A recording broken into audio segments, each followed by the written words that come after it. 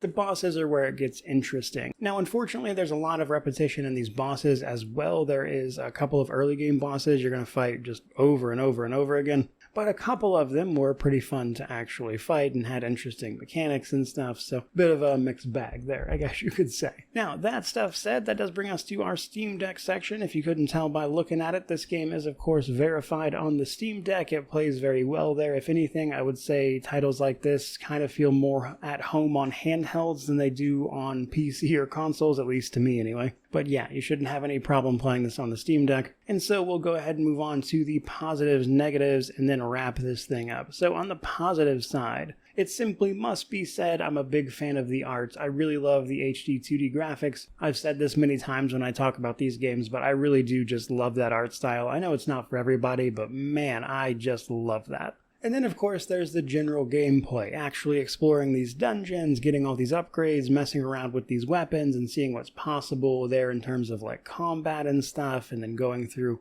individual trials, and even most of the areas, the first time you explore them, as opposed to the second, third, and fourth at the end of the day, is usually pretty fun, and that general gameplay loop is decent, if a little short.